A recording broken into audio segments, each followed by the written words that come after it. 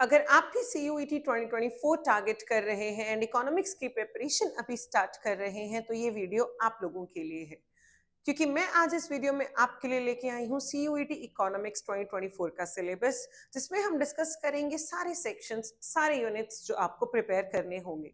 तो I am Lavina, I welcome you all to our channel skylight educators. तो चलते हैं, डिस्कस करते हैं आज का टॉपिक हमारा CUET 2024 इकोनॉमिक्स सिलेबस। तो फर्स्ट आपको ये पता होना चाहिए कि इकोनॉमिक्स में आपको 3 सेक्शंस प्रिपेयर करने होंगे, micro, macro and Indian economy. One by one हम इन तीनों सेक्शंस को देखेंगे एक एक करके। तो फर्स्ट माइक्रो इकोनॉमिक्स में आपको 2 यूनिट्स प्रिपेयर करने होंगे, 1 एंड 2, यानी कि one is your introduction to micro economics and the other is consumer behaviour and demand. अब माइक्रो इकोनॉमिक्स में आपको 2 टॉपिक्स करने हैं। What is micro economics, what are the central problems of our economy, यानी कि कुछ इंट्रोडक्शन, कुछ meanings, कुछ डेफिनेशंस इकोनॉमिक्स की, जैसे कि पॉजिटिव, नॉर्मेटिव, माइक्रो इकोनॉमिक्स, ये कुछ डेफिनेशंस आपको प्रिपेयर करनी होंगी।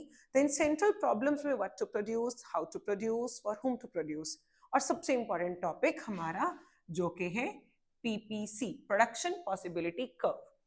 फिर हमारे पास आता है कंज्यूमर बिहेवियर एंड डिमांड, जिसमें 2 सेक्शंस हैं, consumer equilibrium and demand. One by one हम इनको भी देखते हैं। तो देखिए, कंज्यूमर इक्विलिब्रियम, जब आपने अपनी 11th क्लास में माइक्रो इकोनॉमिक्स को किया तो इसमें आपने कंज्यूमर इक्विलिब्रियम को करने के लिए 2 अप्रोचेस तैयार करी। One was utility approach and the other was indifference curve approach. लेकिन CUET के लिए आपको इंडिफरेंस कर्व अप्रोच नहीं करनी, सिर्फ और सिर्फ यूटिलिटी अप्रोच से ही प्रिपेयर करना है। तो देखिए, meaning and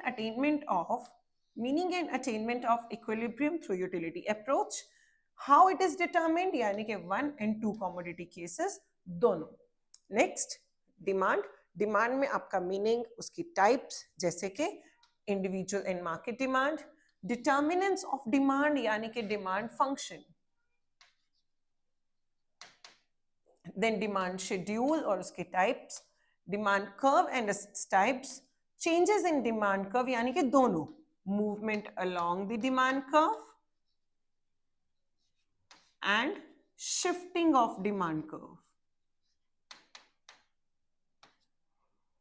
price elasticity of demand, measurement of price elasticity of demand with all the 3 methods, यानी कि percentage method, expenditure method and geometric method, ये तीनों methods आपको करने होंगे।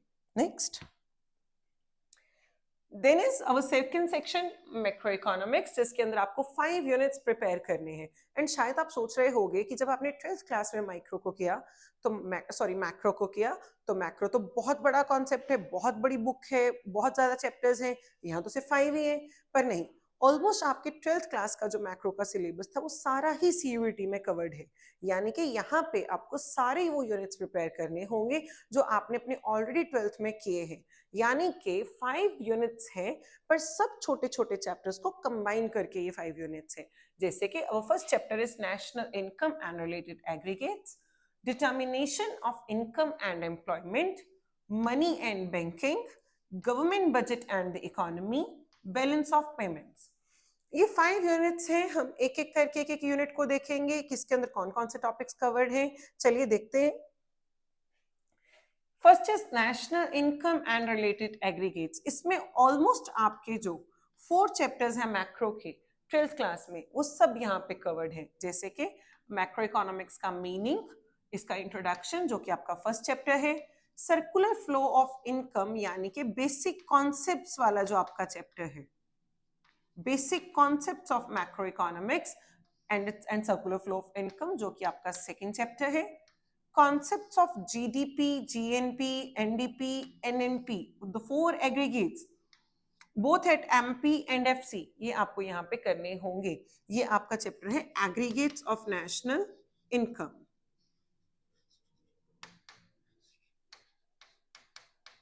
Next, our last chapter, that is measurement of national income with all the 3 methods, value added method, expenditure method and income method। Clear? Then determination of income and employment, इसके अंदर आपका almost जो 3 chapters है, short run equilibrium, aggregate demand and aggregate supply, the deficient and excess demand वाला जो chapter है वो तीनों चैप्टर्स यहाँ पे कवर्ड है।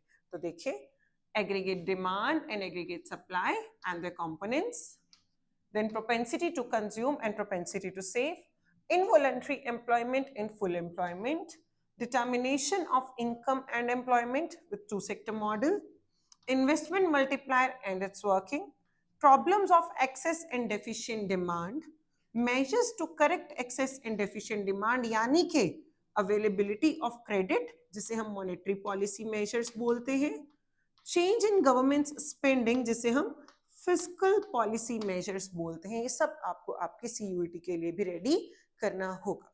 Clear? Then our third unit, money and banking. अब मनी एंड बैंकिंग जब आपने अपनी 12th में पढ़े तो मनी अलग से था एंड बैंकिंग एक अलग चैप्टर था, है ना? पर अभी क्या है, यहाँ पे इन दोनों को कंबाइन कर दिया गया है। तो मनी के meaning, evolution and functions, central bank का meaning and functions, commercial bank का मीनिंग एंड फंक्शंस, ये आपके लिए न्यू टॉपिक होगा, ये नया होगा आपके लिए, क्योंकि आपने अपनी 12th क्लास में जब बैंकिंग का चैप्टर किया तो वहां पे आपने कमर्शियल बैंक के फंक्शंस नहीं करे, सिर्फ और सिर्फ आपने सेंट्रल बैंक के फंक्शंस को किया। तो आपने सिर्फ एक ही क्वेश्चन पढ़ा है, how commercial banks help in creating credit या how do they create credit, लेकिन यहाँ पे आपको उसके सारे फंक्शंस पढ़ने, सिर्फ क्रेडिट का ही नहीं पढ़ना। ओके, तो ठीक है, ये आपके लिए नया टॉपिक होगा। Then fourth unit is government budget and the economy, the very important chapter. Government budget के मीनिंग, उसके कंपोनेंट्स, कंपोनेंट्स यानी कि उसका structure, clear? Objectives of budget, classification of receipts यानी कि कैपिटल और revenue receipts, classification of expenditure यानी कि capital expenditure, sorry revenue expenditure, development और नॉन डेवलपमेंट एक्सपेंडिचर, प्लान्ड और non planned expenditure, balanced budget और अनबैलेंस्ड बजट। अनबैलेंस्ड बजट में आपके पास budget surplus and budget deficit दोनों होंगे और उसका मीनिंग एंड इम्प्लीकेशंस दोनों पढ़ने हैं आपको। टाइप्स ऑफ बजट डेफिसिट में तीनों टाइप्स आपको करनी होंगी, प्राइमरी, फिस्कल, रेवेन्यू डेफिसिट। तो ये तीनों आपकी टाइप्स आपको करनी होंगी, इनकी इम्प्लीकेशंस आपको करनी होंगी, कैसे हम इनको कंटेन कर सकते हैं डिफरेंट डिफरेंट डेफिसिट्स को, ये सब आपको आपकी सीयूईटी के लिए भी इक्वली प्रिपेयर करना होगा। Next, our last unit of macroeconomics is balance of payments. आपको लग रहा होगा कि फॉरेन एक्सचेंज रेट नहीं आया, वो इसी के साथ इंक्लूडेड है, कंबाइंड है बैलेंस ऑफ पेमेंट्स के अंदर ही।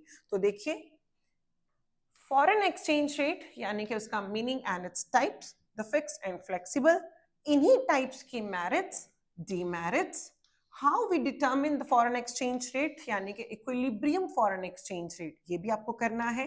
बैलेंस ऑफ पेमेंट्स के अकाउंट्स और मीनिंग आपने उनके पढ़ने हैं, जैसे कि current account, capital account, official reserves account, ये सब कंपोनेंट्स आपको अच्छे से प्रिपेयर करने होंगे। A brief analysis of recent exchange rate issues, ये भी आपके लिए एक तरह से नया टॉपिक होगा। Clear? Next, third section, our last section of economics, that is Indian economic development. ये सारा आपका 12th क्लास का ही सिलेबस है, इसके अंदर सिर्फ एक दो टॉपिक्स का ही फर्क है जो आपने अपनी 12th में नहीं किए लेकिन आपको यहाँ पे करने होंगे। तो देखते हैं। First part is development experience from 1947 to 1990, यानी कि हमारा पूरा इकोनॉमिक प्लानिंग का पैटर्न इसके अंदर आ जाएगा, एंड इकोनॉमिक रिफॉर्म्स यानी कि हमारी new economic policy 1991। Second is current challenges facing the Indian economy, जिसके अंदर poverty, human capital formation, rural development, वो सब हम एक एक करके डिस्कस अभी करेंगे। Our last part is development experience of India, तो वो भी हम अभी एक एक करके देखते हैं इसमें क्या क्या आपको करना होगा। तो first is development experience 1947 to 90। आपकी इंडियन इकोनॉमी के जो ऑलमोस्ट फर्स्ट 4 चैप्टर्स है वो इसके अंदर कवर्ड होंगे, चैप्टर्स नॉट द यूनिट, यानी कि a brief introduction of the state of Indian economy, यानी कि आपका first part that is features of Indian economy on the eve of independence, second your economic system, यानी कि mixed economy, capitalistic, socialistic, वो सब आपको पढ़ने होंगे। And common goals of 5 year plan, यानी कि हमारी इकोनॉमिक प्लानिंग आपको यहाँ पे पढ़नी होगी। क्लियर? अच्छे से उसके कौन कौन से ईयर्स हैं, प्लान हॉलीडेज कहाँ से कहाँ तक थी, ठीक है, उनके ऑब्जेक्टिव्स क्या थे, लॉन्ग टर्म, शॉर्ट टर्म, उनकी अचीवमेंट्स, हर चीज आपको करनी होगी। Clear? Then main features, problems and policies of agriculture, institutional aspects and agricultural strategy in the both senses, industry, the role of small scale industries, IPR 1956, and foreign trade, ये भी आपको अच्छे से करना होगा। Second unit, current challenges facing the Indian economy. Current challenges में human capital formation, rural development, employment and the sustainable economic development, ये सब आपने अपनी 12th क्लास में ऑलरेडी पढ़ लिया है ना? पर ये आपके लिए पॉवर्टी एक न्यू टॉपिक है, इंफ्रास्ट्रक्चर भी इस सेशन के स्टूडेंट्स के लिए न्यू टॉपिक है, क्योंकि पहले ये आपके सीबीएसई के सिलेबस में था, लेकिन अब ये डिडक्टेड है वहां से, तो ये आप लोगों ने अभी तक नहीं किए हैं, लेकिन अब आपको सीयूईटी के लिए इन्हें भी प्रिपेयर करना होगा। तो देखते हैं एक बार पॉवर्टी के बीच में पॉवर्टी की टाइप्स, जैसे कि absolute and relative poverty, main programmes for government alleviation, poverty alleviation, a critical assessment भी। Then human capital formation में how people become resource, role of human capital, rural development में सारे challenges जो आपने अपनी 12th क्लास में किए, यानी कि हमारा agricultural credit, agricultural marketing, role of cooperatives, agricultural diversification, ये चारों टॉपिक्स आपको अच्छे से करने हैं। एम्प्लॉयमेंट के लिए आपको ग्रोथ एंड चेंजेस, वो सारा डेटा आपको वर्कफोर्स पार्टिसिपेशन रेट के लिए पढ़ना है, and formal rate in formal and informal sectors, इसकी प्रॉब्लम्स एंड पॉलिसीज। इंफ्रास्ट्रक्चर में आपको इसका इकोनॉमिक एंड सोशल इंफ्रास्ट्रक्चर दोनों पढ़ने हैं, है ना, मीनिंग एंड टाइप्स, इनकी case studies, health problems and studies. Then sustainable economic development के लिए आपको meaning, effects of economic development on resources and environment including global warming as well. तो ये बाकी के सारे टॉपिक्स आप ऑलरेडी अपनी 12th क्लास में कर चुके हो। Our last unit of Indian economy is developmental experience of India. इसमें आप कंपैरिजन करोगे इंडिया का विद इट्स नेबर्स, जैसे कि पाकिस्तान, चाइना, फिर कुछ इश्यूज आपको पढ़ने होंगे, जैसे कि इकोनॉमिक ग्रोथ, हमारी पॉपुलेशन, हमारा सेक्टोरल डेवलपमेंट और कुछ ह्यूमन डेवलपमेंटल इंडिकेटर्स। तो ये सारा का सारा टॉपिक है आपका इंडियन इकोनॉमी का, जो हमने आज ये डिस्कस किया। ये सारा आपका सिलेबस था इकोनॉमिक्स सीयूईटी 2024 के लिए। अगर आपको कोई भी डाउट्स हो तो आप उन्हें कमेंट सेक्शन में ड्रॉप कीजिए, हम आपको उसका जरूर रिप्लाई देंगे। एंड मैं इसकी जो ये फाइल है ये पूरी की पूरी आपके लिए अटैच कर दूंगी, आपके डिस्क्रिप्शन बॉक्स में लिंक कर दूंगी। इसके अलावा भी अगर आपको कोई भी डाउट्स हो तो आप कमेंट करके हमें बता सकते हो। तो आपको शायद लग रहा होगा कि ये जो सारा सिलेबस है ये तो आप कर चुके हो, पर ऐसा नहीं होता, क्योंकि आपने जो अपना 12th क्लास में किया वो ऑलमोस्ट सब्जेक्टिव सेंस को ध्यान में रखते हुए किया, लेकिन यहाँ पे आपका पूरा का पूरा एक ऑब्जेक्टिव एग्जामिनेशन है और ऑल इंडिया लेवल का ये टेस्ट है।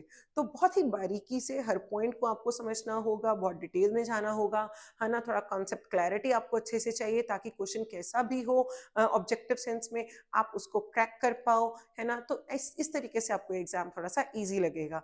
इसीलिए मैं आपके लिए एक रेगुलर बेसिस पे अभी वीडियोस अपलोड करूंगी, जहां पे हम इकोनॉमिक्स के कुछ क्वेश्चंस की प्रैक्टिस किया करेंगे।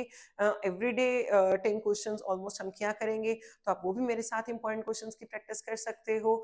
अगर आपको ये वीडियो अच्छी लगे तो kindly share it with your friends and subscribe the channel. Thank you.